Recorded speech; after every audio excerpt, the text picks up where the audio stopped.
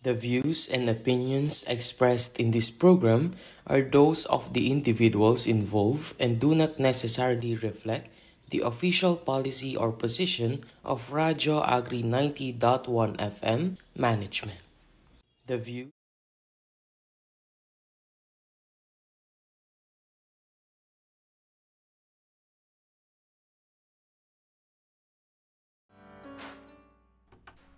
Yan. Arangkada magsasaka, usapang RCEF na.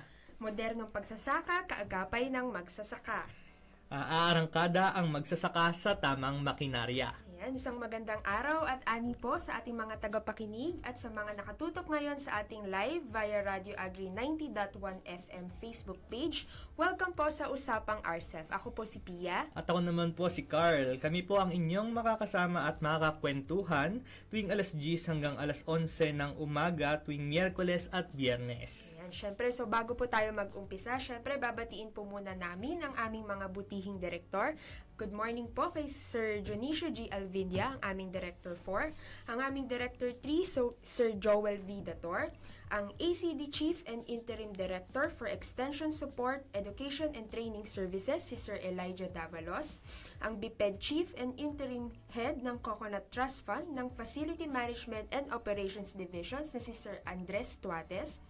At ang LSD Chief and Interim Director for Research and Development, si Sir Nelson Santiago. At syempre, partner, binabati din natin ang section head ng STIPS na si Sir Jet Molek Subaba at sa section head naman ng STIDS na si Ma'am Bess G.S. Magararo.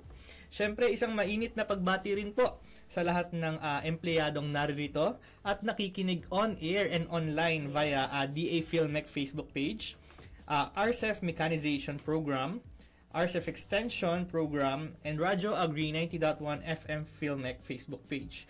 Sa naka-field nating mga workmates, sa mga magigiting nating security guards, at sa mga drivers na kasalukuyang naka-travel, nawa po ay lagi po tayong maging ligtas sa ating mga biyahe. Yes, ayan. So sa bagong usapang RCEF, ay tampok ang mas pinagyamang talakayan ukol sa RCEF Mechanization Program ng PhilMech.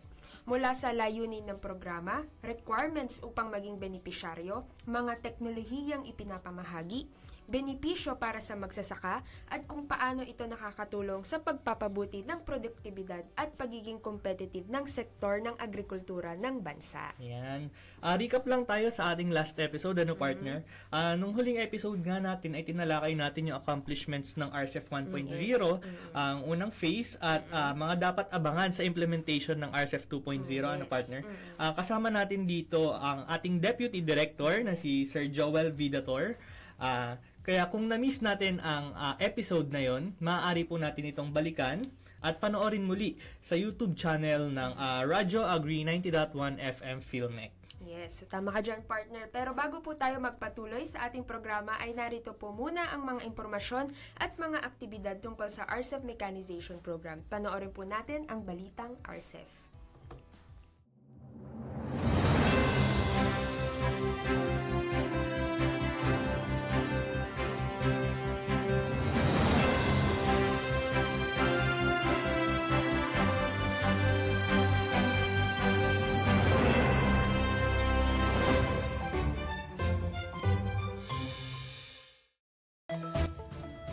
Labing-anim na RCEF beneficiaries nagsanay sa machinery operation at maintenance. Sa ilalim ng RCEF Mechanization Program, 16 na farmers cooperatives and associations at local government units ang lumahok sa pagsasanay na isinagawa ng Technology Management and Training Division nitong July 2025. Kabilang sa mga training courses na dinaluhan ng mga benepisyaryo ay patungkol sa specialized training on mechanized rice crop establishment technologies na ginanap sa Bacoor, Cavite, at skills training course on the operation and maintenance of rice processing system sa Science City of Muñoz, Nueva Ecija. PhilMech patuloy sa pagpapabuti ng extension services. Hindi lang dekalidad na makinarya, kundi pati na rin kalidad na kaalaman ang nais ibahagi ng PhilMech sa mga benepisyaryo ng RCEF Mechanization Program. Noong July 2025, nagsagawa ng Right Shop ang TMTD para bumuo ng training module patungkol sa repair at troubleshooting ng mga makinaryang RCEF. Bukod dito, nagsanay din ang mga kawani ng ahensya para mapalawak ang kanilang kaalaman sa mga bagong makinarya na bahagi ng programa. Lahat ng ito ay bahagi ng hakbang ng TMTD upang mapalakas ang serbisyo para sa mga magsasaka. RCEF at iba pang programa ng PhilMec tampok sa Usapang Agrikultura. Sa programang Usapang Agrikultura, nagbahagi ang PhilMec Luzon A Cluster ng impormasyon patungkol sa RCEF 2.0 at mga naipamahaging makinarya sa unang implementasyon ng RCEF Mechanization Program sa 4 na probinsya ng Region 1, gaya ng Pangasinan, La Union, Ilocos Sur at Ilocos Norte. Ibinahagi rin ang proyektong CFIDP Shared Processing Facilities at mga climate resilient technologies ng PhilMec sa naturang programa na umere sa Radyo Pilipinas Tayug mula July 29 to 31.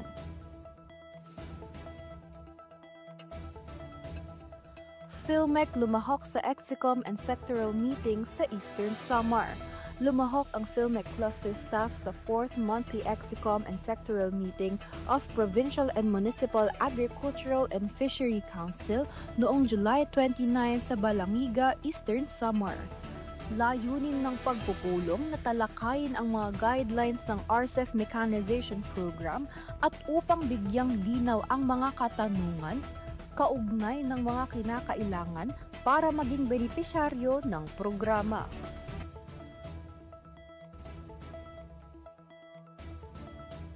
Artes RCEF TWG meeting, idinaos. Dumalo ang PhilMec sa Artes 3rd Quarter TWG meeting noong July 17 sa ATI Main Office sa Quezon City. Tinalakay sa nasabing pagpupulong ang ukol sa Farmers Field School sa ilalim ng programa at iba pang administrative concerns gaya ng budget para sa programa. PhilMec dumalo sa meeting patungkol sa RISE Act. Dumalo si Director 3 Joel V. Dator sa isang small group meeting na pinangunahan ng Department of Agriculture kasama si Congressman Wilfrido Mark Enverga, Chair ng House Committee on Agriculture and Food noong July 31. Layunin ng meeting na talakayin ang refinement ng House Bill No. 1 o Rice Industry and Consumer Empowerment o RISE Act. Binigay rin ni Director Dator kay Congressman Enverga ang kopya ng PhilMec 6-year accomplishment report para sa RCEF Mechanization and Extension Program.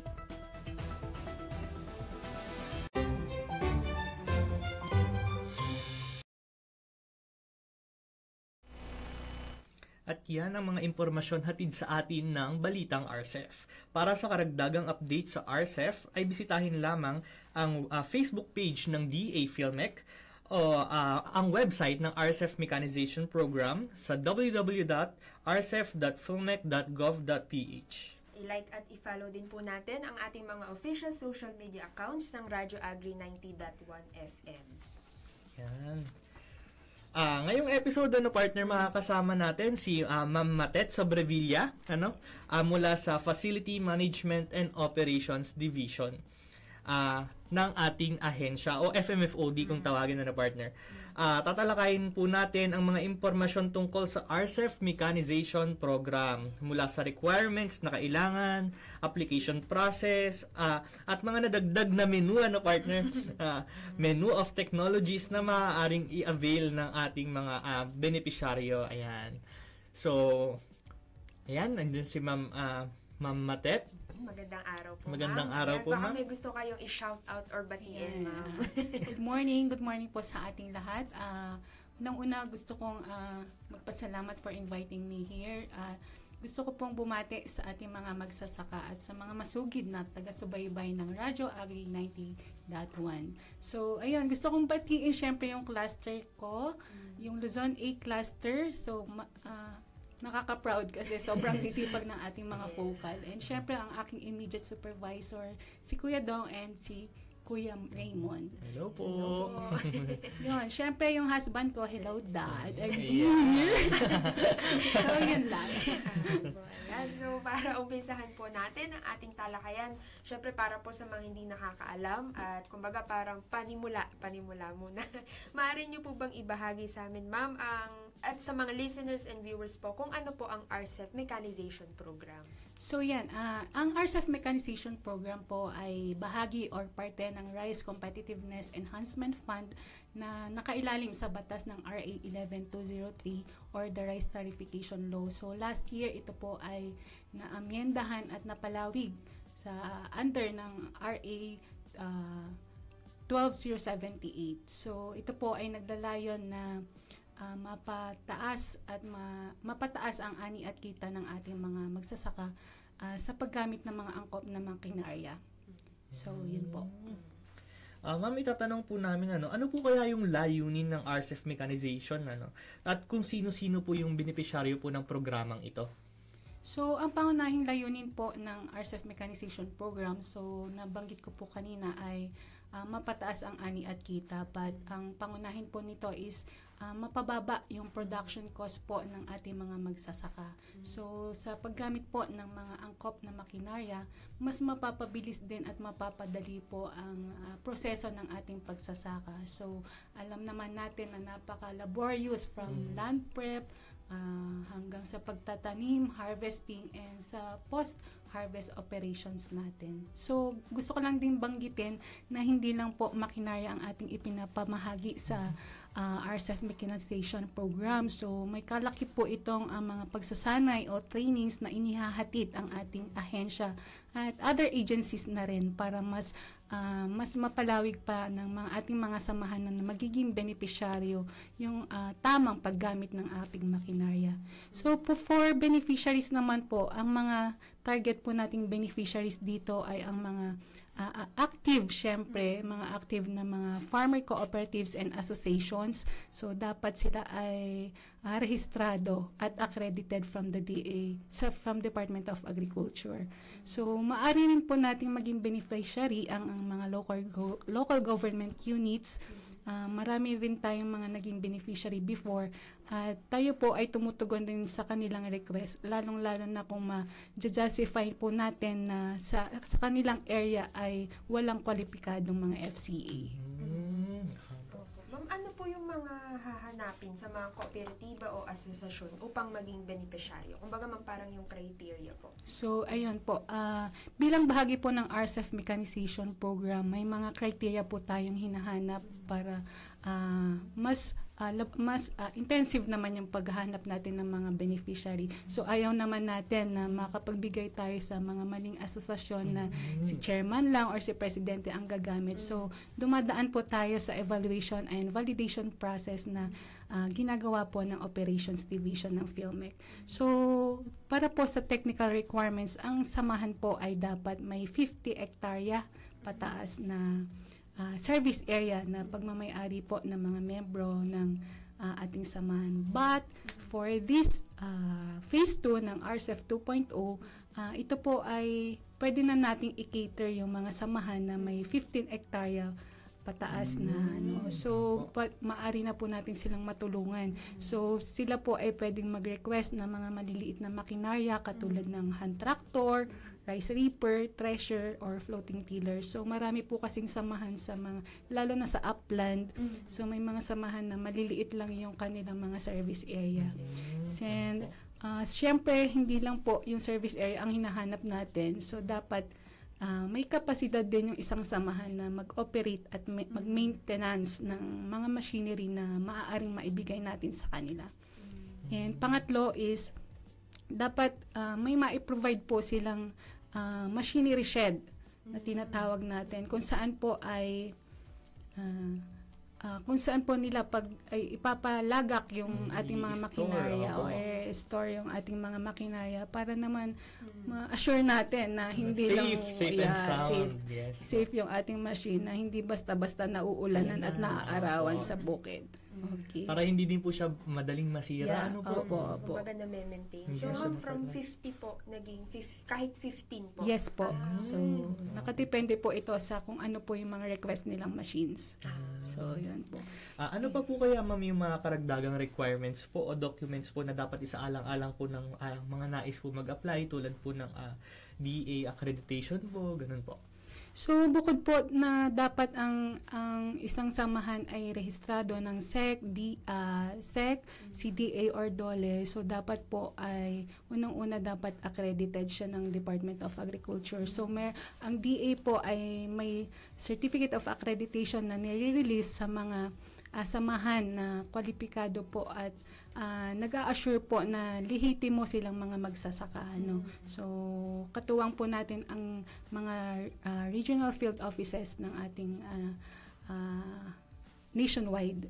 And of course po ay hindi lang po yon, may mga proforma po tayong hinahanap na documents sa ating mga aplikante. So, unang-una yung letter of intent na pirmado po ni chairman or ni president, and then the board resolution na pirmado po ng opisyales, at list of farmer members. So naka-indicate po dito lahat ng mga miyembro na active members po dapat ng isang samahan, at nakasaad po dito yung lupang sakahan nila at pirma.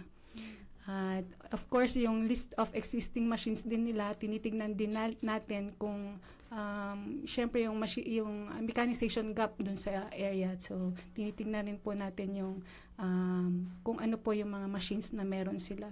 So, kaakibat po noon ay meron din tayong mga additional requirements na hinahanap. So, para lang ma-assure natin na yung isang samahan ay aktibo talaga. Katulad po nung Certificate of Compliance, Good Standing, Financial Statements, and yung mga trainings na na-attendan nila, yung mga certificate.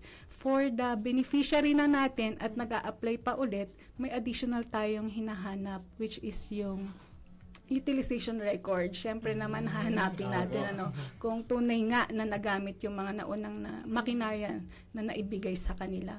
And para sa RCEF 2.0, meron po tayong bagong menu. Sa nabanggit po ninyo kanina is yung pagkakaroon po natin ng additional warehouse sa menu. So, last sa phase 1 po, just the dryer and the rice mill ang naipoprovide po natin. Pero by this phase po sa RCEF 2.0 ay included na po ang warehouse sa rice meal and sa dryer natin. Pero syempre, kapag lumevel up tayo ng mga menu, lume-level up din po yung mga kailangan na documents natin. So, kailangan din po nilang makapag-provide ng titulo or agreement doon sa lupang pagtatayuan ng fasilidad natin.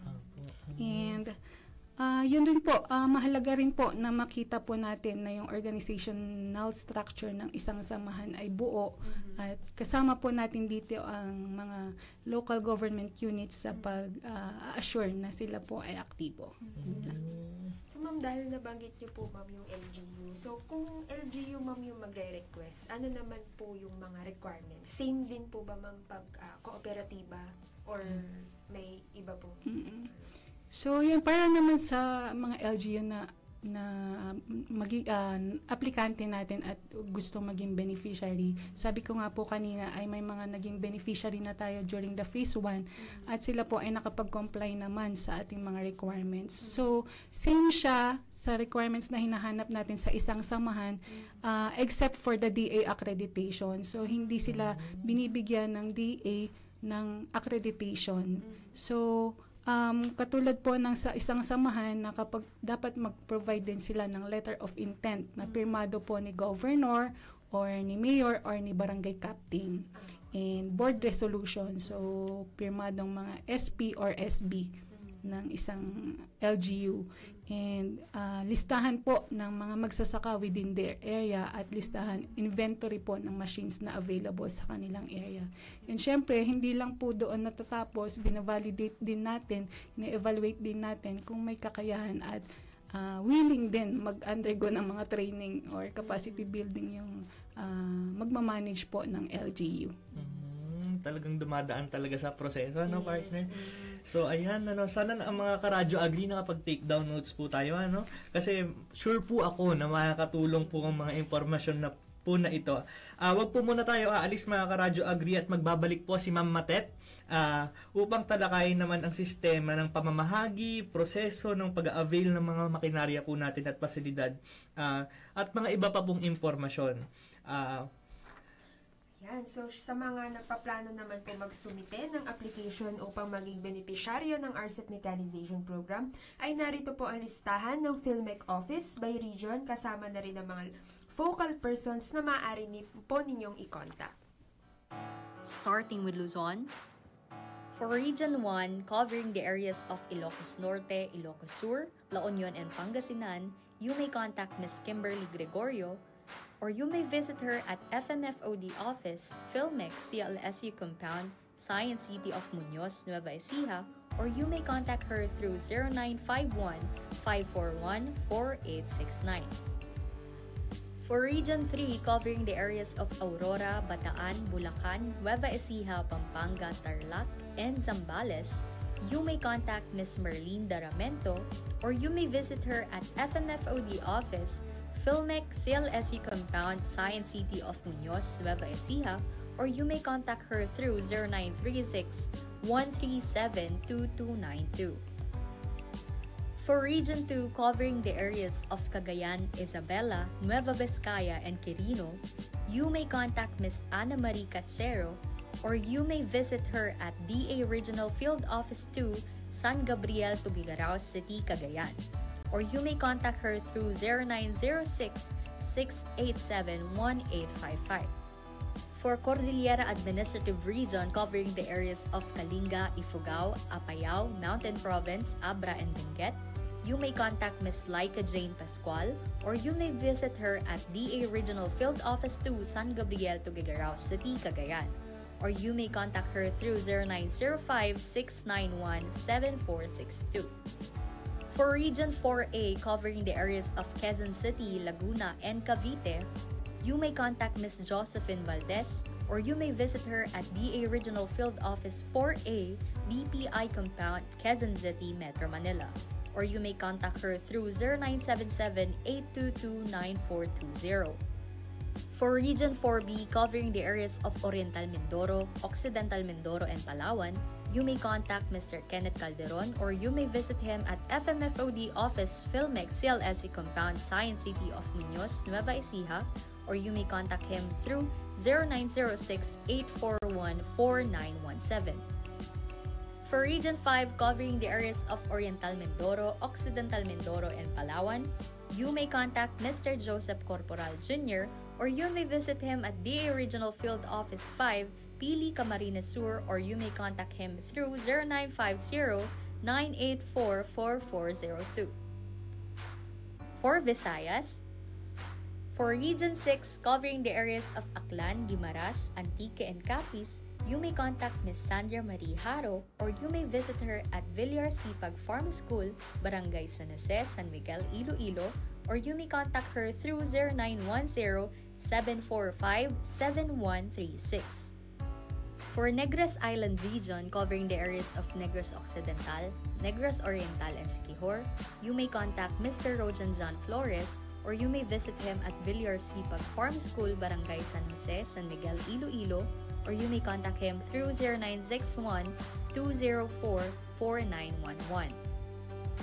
For Region 7, covering the areas of Cebu and Bohol, you may contact Mr. Raimundo Jimenez, or you may visit him at Bohol Agricultural Promotion Center, Dao, Tagbiliran City, Bohol, or you may contact him through 0928-779-6220 or 0965-837-1758. For Region 8, covering the areas of Leyte, Southern Leyte, Biliran, Western Samar, Eastern or Northern Samar, you may contact Mr. Aben Noble, or you may visit him at PRTMDC AES Compound, Barangay Balensasayaw, Abuyog, Leyte, or you may contact him through 8692. For Mindanao, for Region 9 covering the areas of Zamboanga Sibugay, Zamboanga del Sur, and Zamboanga del Norte, you may contact Ms. Aishel Sulampid or you may visit her at DA Regional Field Office 9, Linienza, Pagadian City, or you may contact her through 0997-761-6579 or 0948-559-2282. For Region 10, covering the areas of Bukidnon, Lanao del Norte, Misamis Occidental, Misamis Oriental, Camiguin, and Cagayan de Oro City, you may contact Mr. John Ray Liaban or you may visit him at DANMA CLRC, Dalwangan, Malaybalay City, Bukidnon. Or you may contact him through 0931-818-0358. For Region 13, covering the areas of Agusan del Norte, Agusan del Sur, and Surigao del Sur, you may contact Ms. Jingle Paloma or you may visit her at DA Caraga, PEEDMO Building, Capital Site, Butuan City, or you may contact her through 0938-321-1477. For Region 11, covering the areas of Davao City, Davao del Norte, Davao de Oro, Davao Oriental, Davao del Sur, and Davao Occidental Sur, you may contact Ms. Hazel Benavista or you may visit her at PRTMDC 11, Darcis Compound, Manambulan, Tugbok District, Davao City, or you may contact her through 0919-799-2413. For Region 12, covering the areas of Cotabato, Sarangani, South Cotabato, and Sultan Kudarat, you may contact Mr. John Ryan Modio or you may visit him at PhilMec 12 Office, DA Regional Field Office 12, Annex Zone 3, Poblacion, Coronadal City, or you may contact him through 0956-724-1821. For BARM, covering the areas of Maguindanao del Sur, Maguindanao del Norte, and Lanao del Sur, you may contact Mr. Khalid Sangakala or you may visit him at Office of the Engineering Division, Mafar, BARM, Bangsamoro Government Center, Cotabato City, or you may contact him through 0930-346-8740.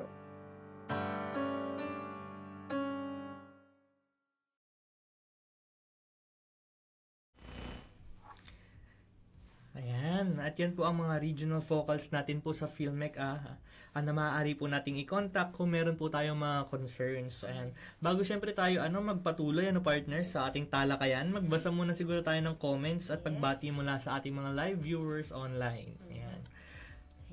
So mula sa DA PhilMec. Ayan, unahin na natin si DA PhilMec. Ayan. Andyan si Mafsi Ampuan, Alasan Community Economic Agriculture Cooperative. Watching daw po sila dahil sa PhilMec. Ayan, tuloy daw po ang pag-arangkada, Yes, di ba? Ayan. So from Radyo Agri naman na Facebook page, si Sir James Hernandez. Good morning, sir. Watching from Managpi, Calapan City. Ayan. Hello daw from Managpi Farmers Association.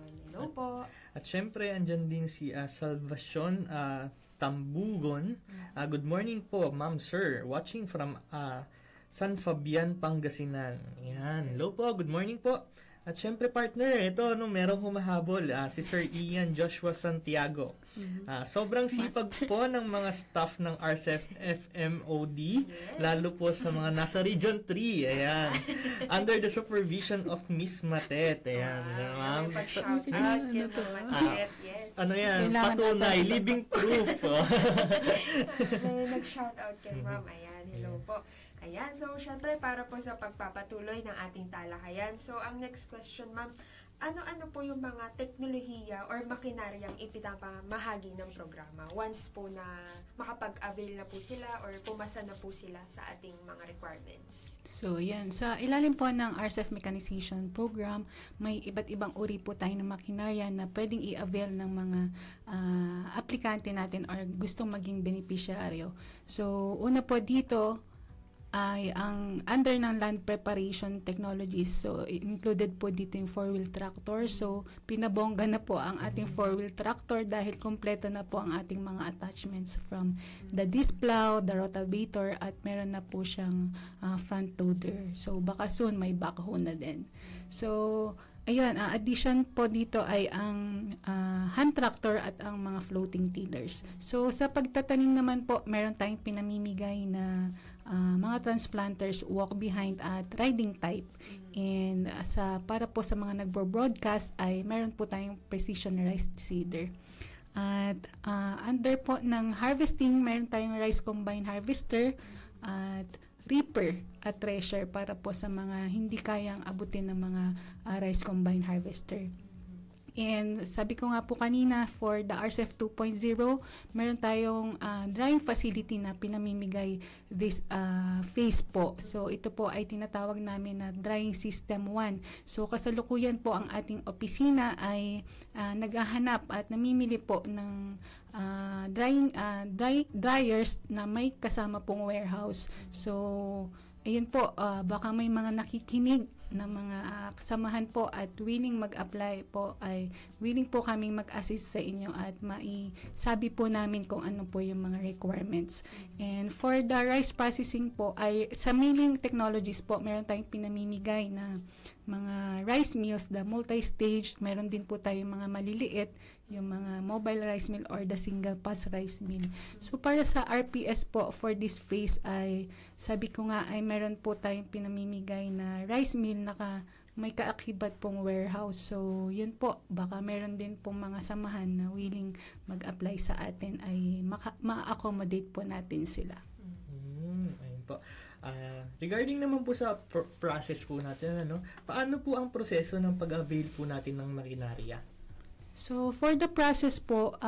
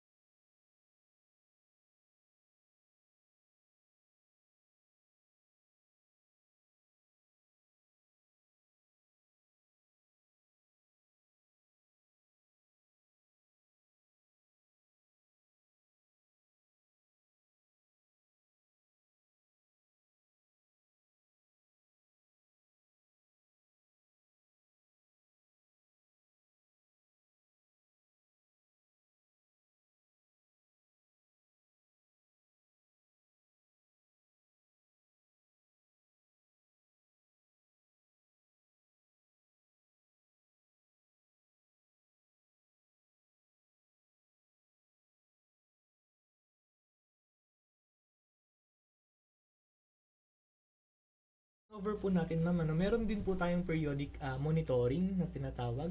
Ano po ang ginagawa natin doon po? so yun po, ang PhilMec po ay nagkakandak din ng periodic monitoring. So ayaw naman natin na mamimigay lang tayo and then mawawala na tayo. So gusto rin nating i-assure na ginagamit ba ng WASDO at angkop yung mga machines na pinamigay natin, at para rin makita natin na napapakinabangan siya ng mga samahan. So yun, after cropping, every cropping, nire-require po natin sila na mag-submit ng utilization form records para ma-assess natin kung tunay nga na ginagamit nila. So kanina po nung nung binabanggit niyo po yung proseso, ayan. So, sa mga listeners po natin, nasa radyo, so may flash po tayo sa screen na process on how to avail machinery from the RCEP Mechanization Program. So, yun po, narinig niyo po yung mga nabanggit ni Ma'am Matet sa atin. Ayan. Ma'am, follow-up question na lang din po para sa huli nating katanungan. Ano pong maaaring gawin, Ma'am, ng FCA pag hindi po sila napamahagian ng makinarya? Ayun po, hindi ko nabanggit kanina. May mga instance kasi na at this year, hindi natin makita lahat ng mga FCAs na nag-a-apply. So, dahil nga hindi naman limited budget lang tayo at may mga numbers lang tayo or quantities lang tayo ng mga machines na pwedeng bilhin, maaaring may mga FCAs or samahan na hindi ma-accommodate this year. So, ang ginagawa po namin ay inila-line up namin siya for the sa mga susunod na taon, for the susunod na funding. Early next year po. Yeah. Ano po? Oo. So, hindi naman na nila kailangan mag-submit ulit dahil andun na sa amin yung kanilang mga documents at hintayin na lang nila yung tawag namin at i-coordinate naman yung ng focal kung sila ay ma-shortlist na as beneficiary. So, kumbaga kahit hindi po natawagan ngayon or na-accommodate natin ngayon, so kumbaga parang nakapila naman sila, Ma'am. Yeah. Make sure, rest assured na yung mga documents, lalo na if complete naman, ang papamahagian kayo ng makinarya. Yes. At yan siguro yung mga impormasyon na hatid sa atin ni Ma'am Matet, Sana nakapag-take down notes yung mga karadyo agri natin kasi sobrang importante nito, partner. Yes. Laging binabanggit sa atin itong mga na to. Lalo na yung mga steps natin para sa pag-avail, yung mga requirements. So, ayan na ibahagi po sa atin na malinaw ni Ma'am Matet. Ayan. So, wag po muna kayong aalis at ating po munang panoorin ang boses ng magsasaka.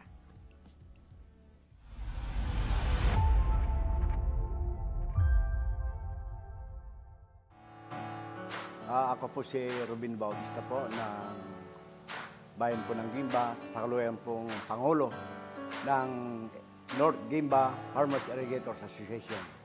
Kami po ay nakatanggap na po ng mga makinarya dito po sa Philmec, 2 4-wheel tractor, isang combine harvester, isang rice seeder, at napakalaking tulong po yung mga naibigay na makinarya doon sa aming samahan sapagkat ayun po ay tulong sa mga, lalo na po yung mga maliliit na magsasaka, napakaganda po pakinabang doon sa aming asosasyon.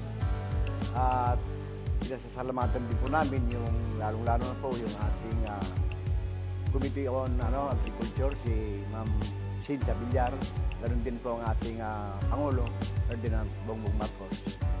Sana po ay tuloy-tuloy po yung programa ng ating pamahalaan, lalo na po sa Philmec, lumawig pa yung kanilang pagtulong, lalong-lalo sa mga magsasaka.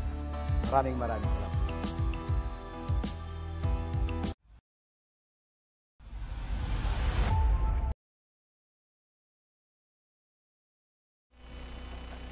Yan po ang ating mga beneficiary na nakatanggap ng makinarya mula sa Gimba, Nueva Ecija. Nawa po ay makatulong po ang mga makinaryang ito upang tumaas po ang ating ani at kita. At partner, teka lang, meron pa akong isang gustong itanong kay Ma'am. Ay, okay. Sige. Last message na po ito, Ma'am. Ma'am, manghihingi lang po sana kami ng mensahe po para sa ating mga FCA o mga ating LGU na nais po nilang mag-submit pero hesitant po sila. Ano po ang inyong maipapayo sa kanila, Ma'am? Sabi ko nga, very willing po ang Philmec na mag-accommodate ng kanilang mga request. Kung yung mga ibang samahan ay nahihiya na pumunta dito sa ating opisina, pwede sila makipag-coordinate sa mga local government unit, specifically sa agriculture office nila, at maaring sila ay matulungan at ma-direct sa atin yung kanilang mga applications. Ayan. So, wag na mag-hesitate, lalo na if kumpleto ng requirements, go lang tayo ng go. Ayan. Yes, at Ayan po, so dito po nagtatapos ang episode tungkol sa RCEP Mechanization Program. Kasama po natin si Ma'am Matet Sobrevilla.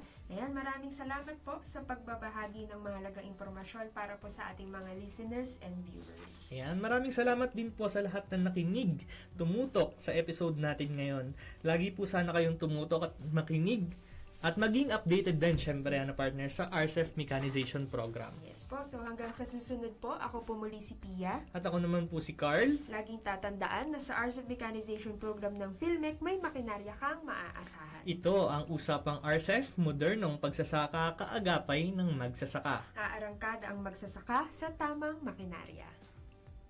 Okay.